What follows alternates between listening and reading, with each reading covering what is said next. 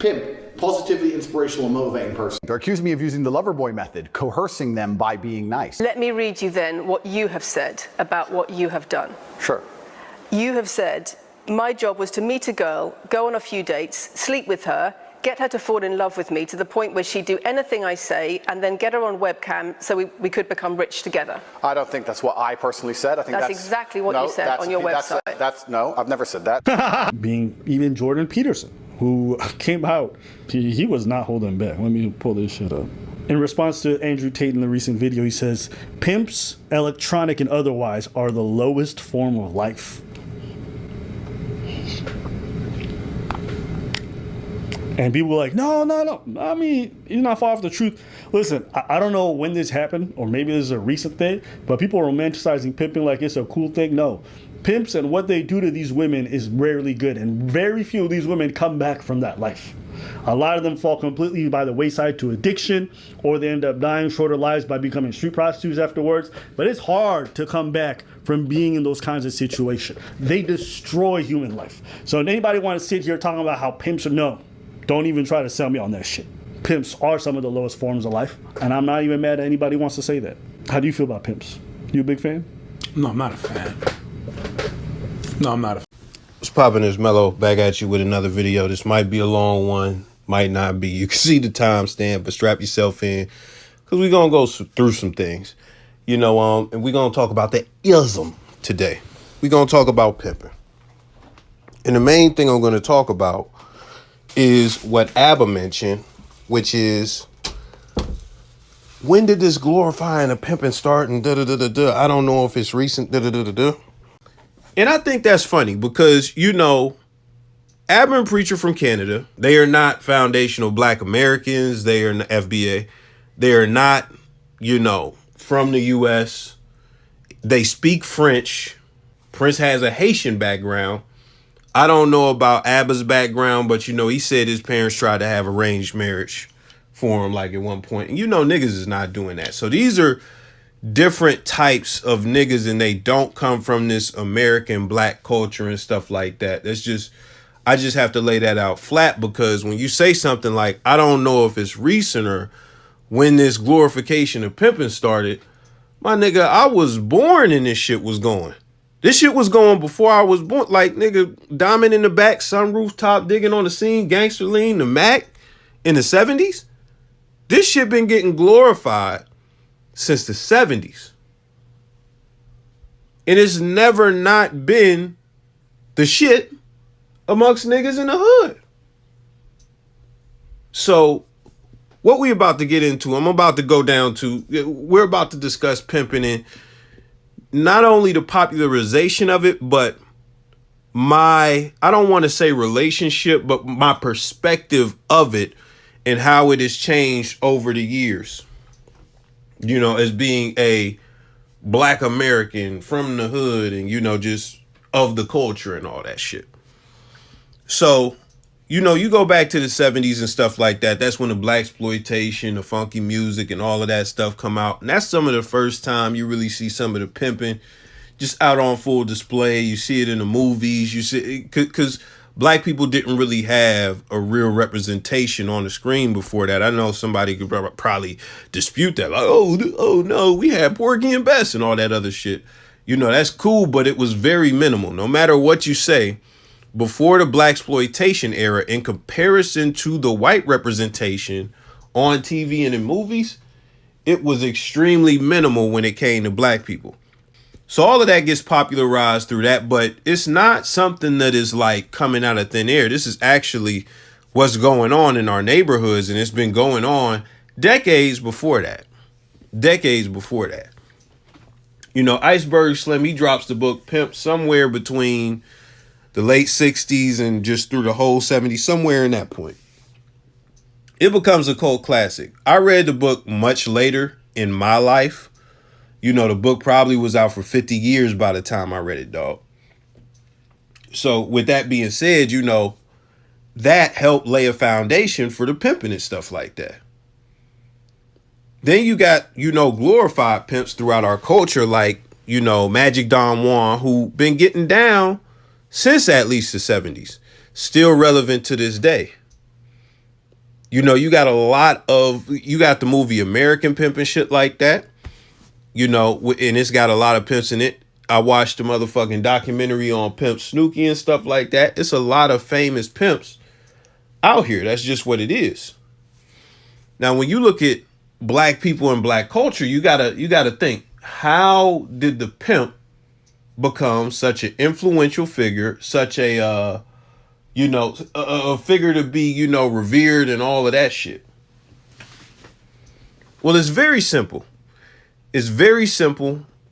Especially when we talking about like the 70s and all of that, we talking about hardcore poverty, nigga. Like, yeah, we still got hardcore poverty now, but it's like, bruh, like niggas would be in a crib with a cell phone and Wi-Fi and cable and stuff like that. The shit that was going on back then, motherfuckers would be listening to the radio and be lucky to have the radio. Niggas would have roaches and it'd be like some normal shit, roaches and rats and shit. That's just what it was. Like, it's completely, I feel like the level of poverty back then was completely different. I say that to say, when you got a motherfucker that's coming through in big ass motherfucking fur coats, got all the diamond rings and shit. He got a crazy wardrobe. You don't see him in the same shit all the time. He got the fly ass Cadillac. The Cadillac look crazy and he got money. It's the same thing that's going on today with the dope dealers to this day.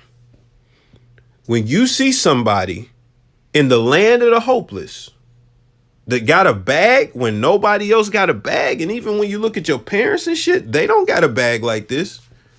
You look at that figure as a successful motherfucker. He is the success story that you have access to.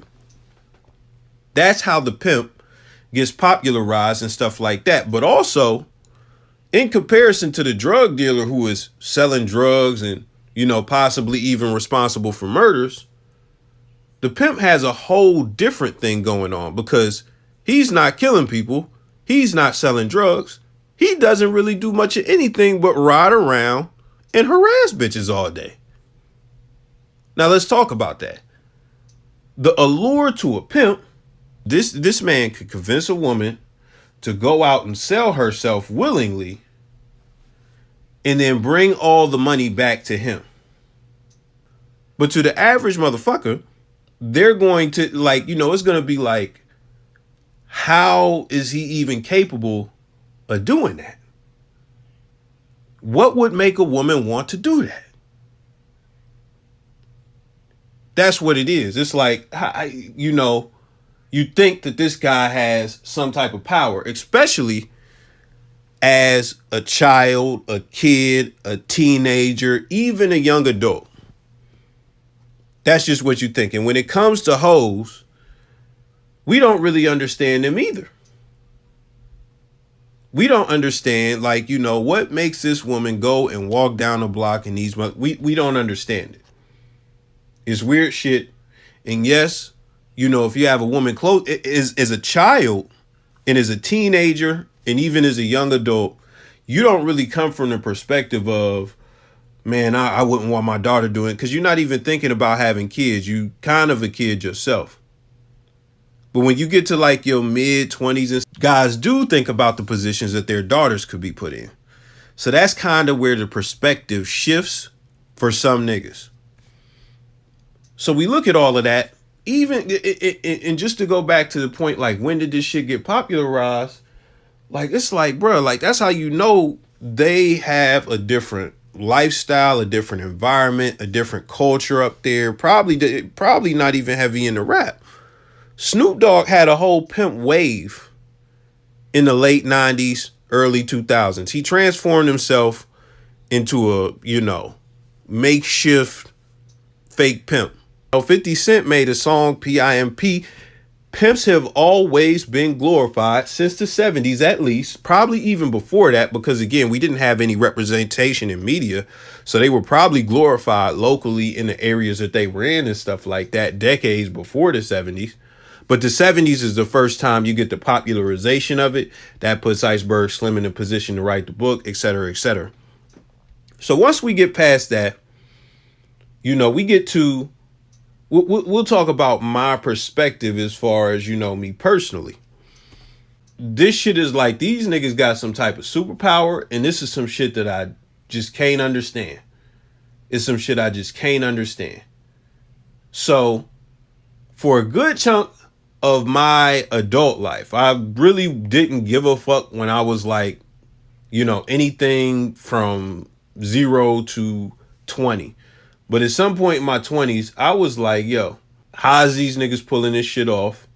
It was just something I was curious about. So what that led to me doing, I watched, you know, a bunch of like pimp documentaries and stuff like that. That's just the beginning. But outside of that, the one thing I did want to learn, because even outside of that, something that fascinates me is just the psychology of hoes. So I watch like little stripper documentaries, motherfucking stripper and porn star interviews and stuff like that. Now, this is the thing that I began to realize, and we'll just start here. When it comes to these women, the first epiphany that I had, and you might say no shit, but there are Vegas hoes who look real good. There are prostitutes, not prostitutes, but porn stars who look real good. And if you just look at them first take, they seem functional and shit like that. And if you like in your 30s or even your late 20s, don't think about this with your old ass brain. I learned this as like a young nigga, somewhere in like my early 20s, somewhere around that ballpark. But what I learned was these chicks is damaged. And even then, when I learned this shit, all of this daddy issue shit that people be saying, it wasn't those topics of conversation and that type of shit being thrown out into the mix was not as prevalent as it is now in like 2010 or 2007 or anything like that. So that was one of the first epiphanies that these are damaged women.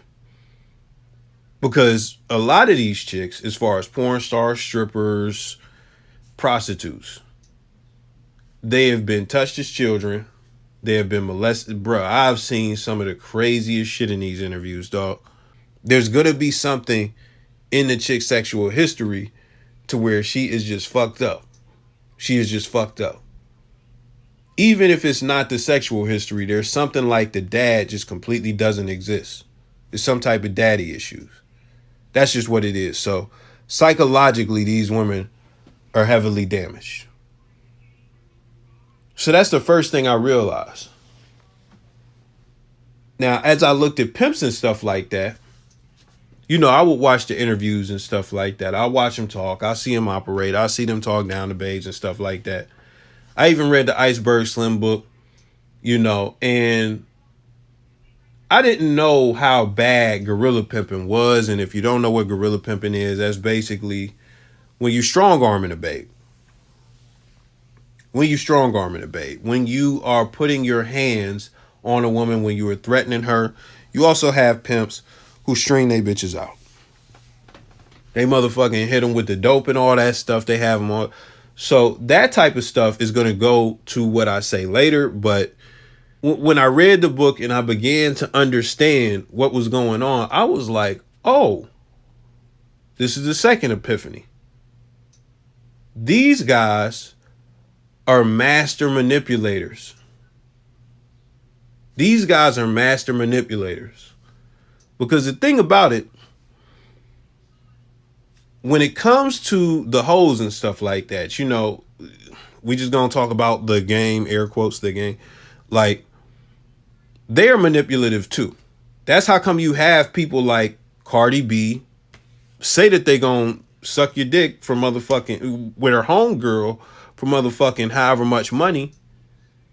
And then, you know, you get back to the hotel, you get drugged and all your jewelry, everything is gone. You just wake up with all your shit gone. Nothing happened to you. You didn't get nothing. Somebody in that Cardi B story is old. That was before she was even famous when she was doing that. Somebody today, I don't know his city. I just seen this shit. He got like $30,000 worth of jewelry taken from him from inviting the chick back to his home that he met. No, I think it was 600,000 actually. Inviting the chick back to his home. She drugged him and left with his shit. She on surveillance camera. They know who she is. It's a wrap for her. But you also got the dude, this also just happened. You know, the two chicks in Vegas shot the foreigner who couldn't even speak English and took all of his shit. So I know, like, you hear this shit like the lowest form of scum in the earth. These hoes are horrible too. These hoes are horrible individuals. These are not, and you go, matter of fact, I'll get it out the way. These are not nuns. These are not good women. They may have redeemable qualities. They can become better people. But a lot of these chicks that's into this hoeing are horrible people. And they are very manipulative. They are thieves. They're con artists. All of that shit. All of that shit. So that's just the women. So what type of, you got to think about it. What type of individual does it take to, yeah, you might have some babes who don't got this going on, but you got a stable of like 5 bitches and like two of them is manipulative like this. How can you manage that many babes? You gotta be a master manipulator. That's just what it is. If you're not doing the other shit that I mentioned as far as stringing chicks out on drugs and beating them and stuff like that, and even then, some of those people are still master manipulators. So that's what it is. That's the second thing as far as the epiphany that I had. Once I had those two epiphanies, a third dot just automatically connected. And I don't know if it connected at the same time, but it definitely connected some short time after. And the third epiphany is that these niggas can't pimp nuns. Period, point blank.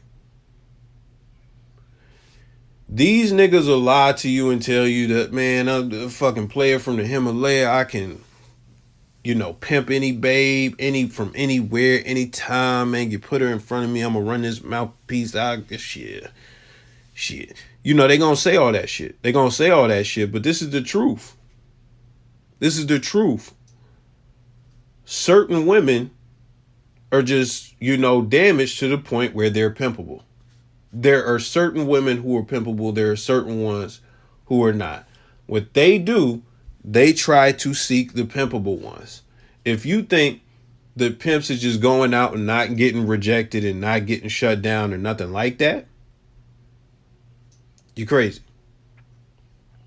You crazy. Like, they shooting, they shot, and they missing. There are some women, and I think it's the majority of women, honestly, that are just completely not pimpable. Now, I wouldn't say the majority of women are not like manipulatable in a sense of, somebody could, because I've seen dudes do shit like this, get a chick they could exploit a chick, have a chick put a car in their name, or exploit a chick, have her paying his bills, like, shit like that. So yeah, I think, when it comes to regular women, they may be gullible to some extent for somebody that they love, and some dudes are predatory like that. Some regular dudes that are not pimps. And it goes the other way too, but we're not even trying to get that deep because we're talking about pimps. So the point is, when it comes to these guys, they are not, their image is not that of a regular guy. They put themselves out there with all this flash and all of this stuff to let you know that they a pimp. The way that they talk to a babe is, pretty much going to be like, it's kind of like the language, if a chick speak the same language, they going to pick up and the vibe is going to be there. If a chick is not on the same wavelength as him, the connection is never going to be made. Not on a level to where he's going to be able to pimp her or nothing like that. So that's just what it is. And one of the last things that I'm going to touch on is the whole human trafficking aspect. Now, I did mention gorilla pimping and stuff like that. that is universally, deplorable. Nobody really supports that. Even pimps don't support that. So doing anything by force, even amongst pimps, that's frowned upon. When you hear that somebody's a human trafficker, you don't think that he's pulling up in a Cadillac in a mink on the side of the street saying, bitch, where's my money? You don't think that. You think of the movie Taken. That's exactly what you think of. You think of foreign dudes with semi-automatic handguns kidnapping women out of fucking the grocery store parking lot, putting them in white vans, taking them to undisclosed locations, and making them sell vagina for the remainder of their life. That's what you think of when you think of human trafficking, just keeping it 500,000. So now that we got that out the way, I want to land the plane. Basically, when it comes to all this pimping stuff, these guys, just got to keep it real, the conclusion I came to personally is that these guys exploit and manipulate damaged women. I'm not going to say weak women, because when it comes to these women, y'all like to victimize them and things like that. And again, they are victims in the sense that they were damaged before they met the pimp. But like I mentioned earlier, when it comes to the Johns and the simps and all of that stuff, they exploit these men. They exploit these men. These are not good women. Y'all would love to paint them as victims. Y'all would love to just say that all of them is nice and sweet and da-da-da-da-da, and they are just getting exploited. A lot of these women are doing foul activity before they get with the pimps. They doing it during they tenure with the pimps. And after they get done with the pimps, they're still going to be doing it solo. That's just what it is. So a lot of the women that we're talking about, they're not good people, and I'm not just about to paint them as weak. People love to do that because it's easy to do that when it comes to villainizing the pimp. It's a tool and a tactic that people use. When the truth is, you don't need that tool.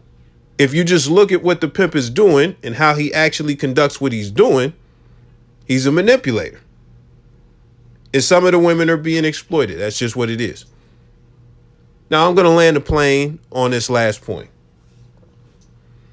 If you can look at politicians, the whole game, I don't even got to say names. The man said he was going to build a wall. He didn't do that, man. All of them. All of them. If you are old and you've lived through a bunch of presidents to where you are aware of what was going on, you've seen them lie to us. You've seen them manipulate us. You've seen them exploit us. That's just what it is. When it comes to Congress, they do the same thing. If you can understand how they manipulate and exploit us and you point at it and look at it as bad, you should be able to understand how pimps manipulate and exploit women and why that's bad. Let's take it down.